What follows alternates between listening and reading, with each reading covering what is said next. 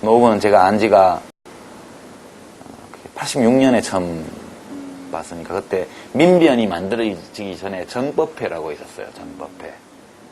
그때 정법회 멤버들이 이제 민변 전신 모태인데 그때 학생들이 무슨 주사파 나오고 막 이래가지고 도저히 변론을 할 수가 없다고 그래서 학생들이 무슨 생각을 하는지 좀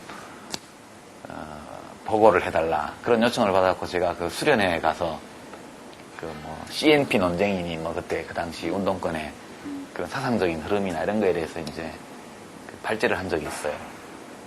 변론할 때 학생들을 조금 더 이해할 수 있게 해주기 위해서. 그때 처음 제가 봤거든요. 말없이 이렇게 앉아서 그냥 경청하는 분이었는데. 그러고 나서 88년도에 이제 그때 제야에서 평민당 결합해서 들어갔을 때 제가 잠시 국회에 있을 때 노동위원회에서 봤어요. 그 다음에. 지난 15년 동안 제가 알아온 기간 동안 전혀 변하지 않은 사람이에요. 이게 뭐 발전이 없다라고 말할 수도 있겠지만 제가 변하지 않았다는 것은 기본적인 심성이나 이런 면에서의 변화가 전혀 없다는 거예요. 그런 점인데 그때 제가 국회에서 봤을 때 대우자동차인가 어디서 여하튼 노동조합을 결성을 했는데 노동부에서 노동사무소에서 설립신고 서류를 자꾸 반려를 했어요. 그 사이에 무슨 유력노조가 생기고 뭐 이렇게 해서 하여튼 노조 설립을 못한 그 민원이 있었는데 노정국장을 상대로 질문을 했어요. 그날 장관, 차관 다 필요 없고 노정국장 나와라 이렇게 해가지고 그래서 이제 노무현 씨가 법률가니까 유권 해석을 쭉 검토를 하면서 논리적으로 쭉 얘기를 하는데도 노정국장이 계속 말도 안 되는 얘기를 하면서 버티더라고요. 제가 뒤에서 보고 있는데 노무현 씨가 이렇게 마이크를 손으로 잡고 이렇게 이랬는데 이게 덜덜덜덜 떨리더라고요. 이렇게 이 마이크 받침대가 탁자에 부딪히는 소리가 덜덜덜 나요. 근데 물론 마이크는 줄이 연결되어 있으니까 이제 안 날아가겠지만 뽑고 이거 던지면 날아가는 거니까 저 양반이 저거 집어 던지려고 그러는 거 아닌가 하는 생각이 좀 걱정이 되더라고요.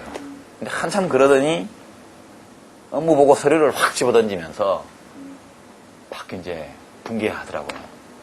내가 명세히 법률가인데 당신이 그렇게 말할 수 있느냐.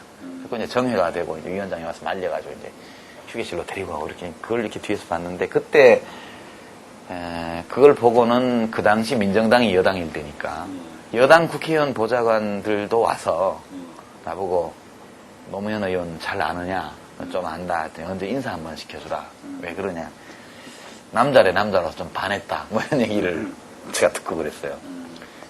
제가 그때 느낀 게 뭐냐면 저 사람은 정말 단심이 있는 사람이다. 일편단심이.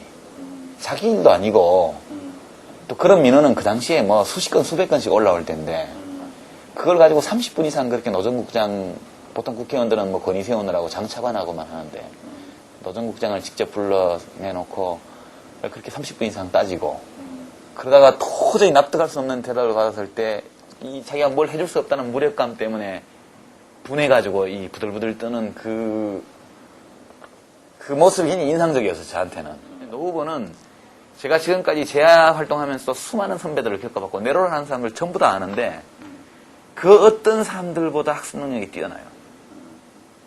그리고 지난번에 이영작 씨가 여기 오마이뉴스 인터뷰하면서 82학번이라고 386이라고 얘기를 했는데 그 말 맞아요. 부정적인 의미의 386이 아니라 이 사람이 1982년부터 비로소 학습을 시작한 사람이에요. 사회에 대해서. 그러니까 지금 20년이에요. 그러니까 20살에 대학 들어갔으면 지금 40밖에 안 되는 사람이라는 얘기라고. 그만큼 많은 열정이 있어 이 안에. 근데 그런 것들이 좋은 점으로 비춰주는 게 아니라 무슨 문제점처럼 비춰주는 현실이 저는 참 안타깝고 그리고 뭐 재야 출신 선배들이 노무현을 우습게 하는 것도 저는 좀 우스워요. 이 사람은 이른바 경제 전문가들과도 얼마든지 토론을 그 레벨에서 할 수 있는 사람이고 또 자갈치 시장 아줌마들하고 만날 때는 그 레벨에서 그 수준에서 또 같은 얘기를 할 수 있는 그런 사람이거든요. 근데 왜 노무현을 사람들이 평가해 주지 않는가? 저는 굉장히 서운해요. 특히 학생운동 출신 선배들이 그렇게 하지 않는 것 또는 386 의원들조차도 그런 기색을 보이는 것 이런 것은 솔직히 말하면 노무현이 대학 안 나왔다고 차별하는 거예요. 만일 노무현 씨가 일정 정도 수준의 대학을 다녔고 거기서 민주화운동, 학생운동과 일정 정도의 연관을 맺은 상태에서 오늘까지 왔다면 절대 이런 일이 벌어지지 않아요. 사람들이 너무나 노무현을 가볍게 생각한다. 그 점이 저는 개인적으로 굉장히 서운하고 이것 역시 운동권 출신들의 오만이다 이거는 그렇게 보고 제가 이렇게 노무현 지지를 공개적으로 선언하는 중요한 정서적인 이유 중에 하나는 이른바 서울대 출신 중에서 나도 좀 잘났다는 얘기 들은 사람인데 내가 노무현 밑에서 확실히 기고 들어가서 그 사람을 위해서 일할 의사가 있다. 이걸 난 보여주고 싶어요. 노무현은 그럴 만한 자격이 있는 사람이고 그럴 만한 자질이 있는 사람이고 그럴 만한 능력이 있는 사람이에요. 또 그런 대접을 받을 만한 기여를 한 사람이고 왜 이것을 인정해주지 않는가? 그 점에 대해서 저는 운동권도 주류다. 그런 점에서 보면 운동권도 주류다. 오만이다.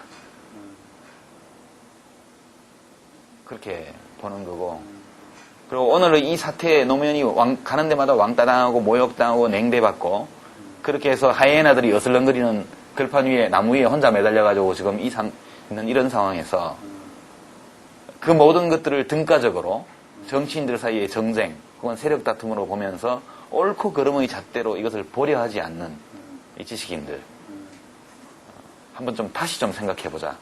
과연 이게 그렇게 우리가 그렇게 치부하고 넘어갈 수 있는 문제인가?